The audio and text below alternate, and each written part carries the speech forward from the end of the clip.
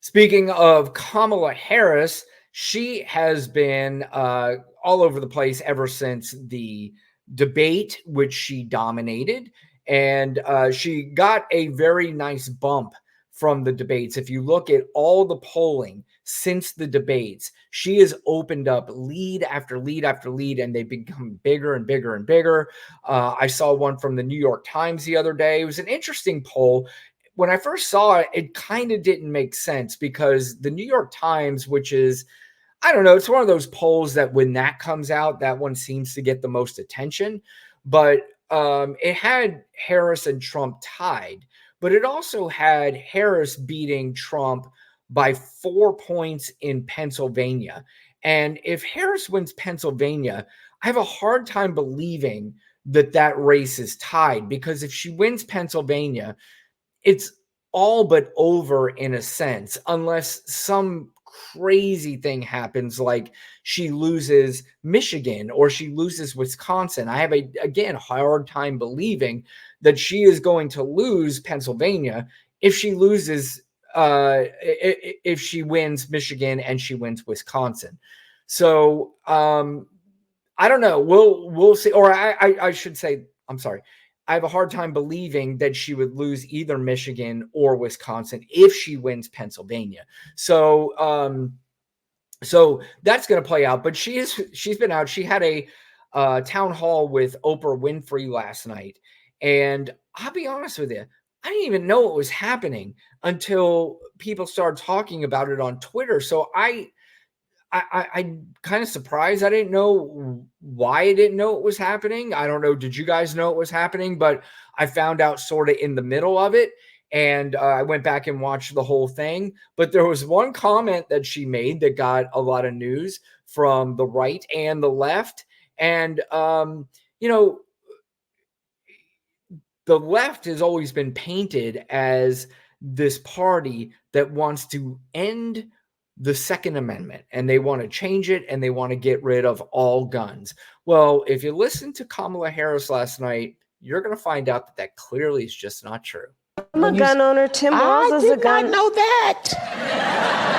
If somebody breaks in my house, they're getting shot. Yes, I hear that. I hear that. Probably should not have said that. But my staff will deal with that later. Yeah.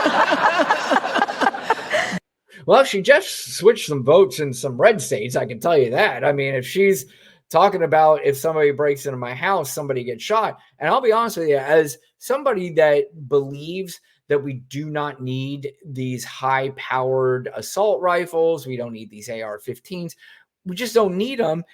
And part of my opinion comes from the fact that we banned these weapons at some point in this country. And then when we banned them, there were way less murders from these weapons. I keep getting these comments in my comment section one day to the next. You know who you are.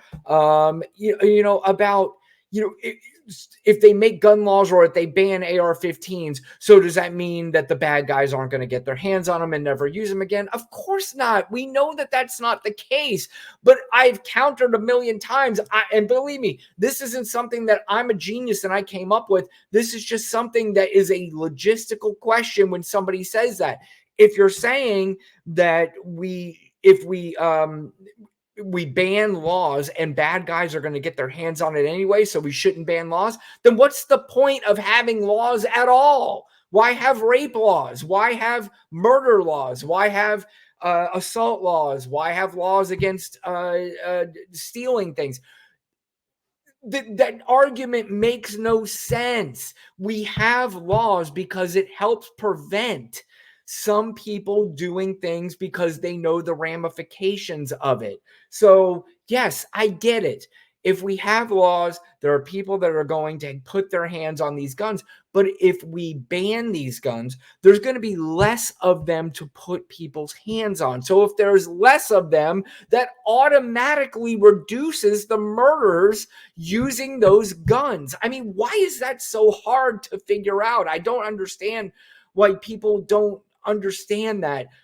Explain to me why I don't understand it if you don't agree with me. But, you know, it's pretty clear. reduce the amount of guns, and then you reduce the amount of murders, period. End of story. It's not that difficult.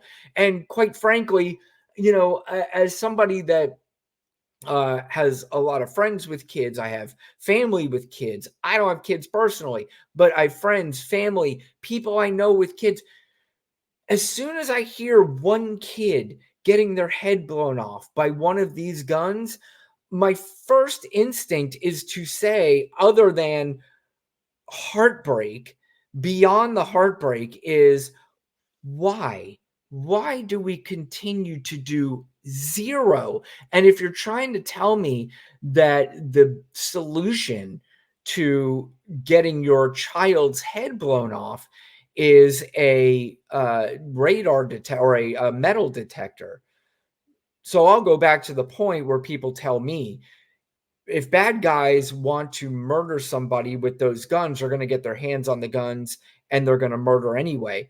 How in the world is a metal detector going to stop? So if the guy has an AR-15 and he walks up to the school and goes, "Oh, fuck, there's a metal detector. Maybe I shouldn't do this." What are you trying to tell me, that he just doesn't barrel through the metal detector and start doing what he wanted to do? I mean, come on, guys, this is just outrageous. We're going to arm teachers with guns. So a guy drives from his house, goes to a school, he parks. He has a gun hidden. He walks into the school and he starts spraying down a classroom. How is the teacher going to have enough time to reach in his or her drawer, pull out this gun, and take down the gunman?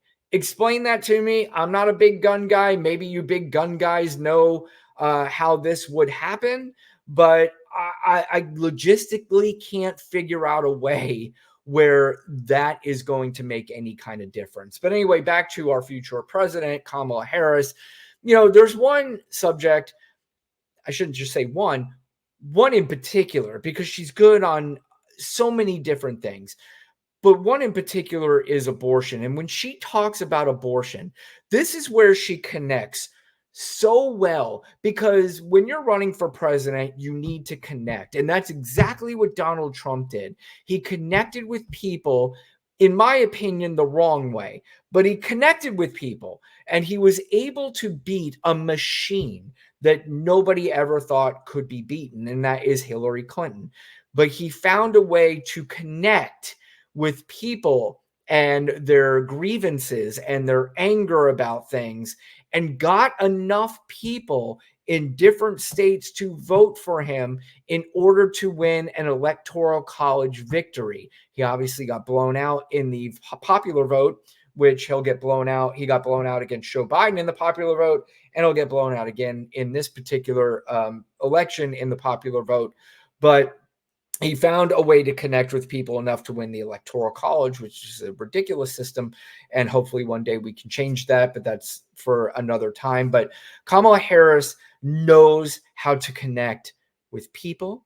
And in this particular subject, abortion, she knows how to connect with women. This was her on the stage, I believe today, talking about abortion and talking to anybody that has a connection to this issue. 1 in 3 women in America lives in a state with a Trump abortion ban. This includes Georgia and every state in the South except Virginia. Think about that when you also combine that with what we know has been longstanding neglect around an issue like maternal mortality. Think about that when you compound that with what has been longstanding neglect of women in communities with a lack of the adequate resources they need for health care, prenatal, during their pregnancy, postpartum. Think about that. And these hypocrites want to start talking about this is in the best interest of women and children. Well, where you been? Where you been when it comes to taking care of the women and children of America? Where you been? How dare they? How dare they? Yeah, that's a connection moment. You could tell by the people in the crowd, you could tell the feeling. And I know a lot of these politicians, Trump, Harris, Biden, Obama, a lot of, I mean, all of them use the teleprompter in these speeches, but you get the feeling that Kamala Harris doesn't necessarily need a teleprompter in that particular moment. She is speaking from the heart. She is speaking not just for all women, but it's like women are speaking through her, and she is relaying that message, how angry that she is and how women are about generally men saying, this is what we're doing, this is how we're controlling you, and you're going to like it, and that's all there is to it. Again, I don't know, man. I'm a dude. I'm a guy that is not affected by somebody telling me what I need to do with my body, but I think I have the wherewithal enough to understand that being a man is also being a human being, and human beings consist of men and women. And to only sympathize with what your gender goes through, to me, feels really strange and off and weird. As a human being, I sympathize with other human beings, and that includes women. And these horrific stories of these women who were pregnant and they're having complications and they're going into emergency rooms, and the emergency rooms are saying, I cannot do this because if I do, I may get in trouble. I may get arrested. And these women have to go back and sit out in the parking lot, and they are dying, or they're sitting in the emergency room because the doctors will not perform a basic procedure based on the laws in these particular states. And to brag about abortion being put back in the state's hands is outrageous, because a lot of these states are nuts. They're crazy. And really what kills me is that a lot of the states who are passing these laws by really a lot of men, and if you're a woman passing these laws, I don't know what the fuck you're doing, but if you're in these states and you're passing these laws, what happens when your 13-year-old daughter gets raped and you have a law in that state that says, doesn't matter, we're not doing abortions under any circumstances? Or let's say your wife is dying and you can't do these simple procedures like in Georgia, like this young lady in Georgia who just needed a simple procedure. And they said that they couldn't do it. And now she's dead. I mean, she's just dead. I mean, I don't know. I've grown up, and this is the kind of stuff that never even resonated with me, and I never thought it to be possible. But the overturning of Roe versus Wade is not something to celebrate.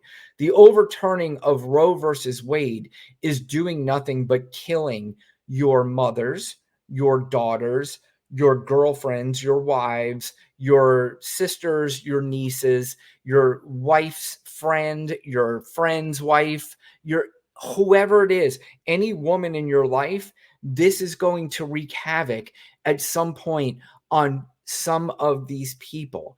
And it is really an awful, awful shame. And, this is why Kamala Harris, this is a big reason why she needs to win. And, that's really, that should be a big reason for a lot of people. But it's not the only reason, but it should be a big reason for a lot of people. Do you disagree? If so, let me know.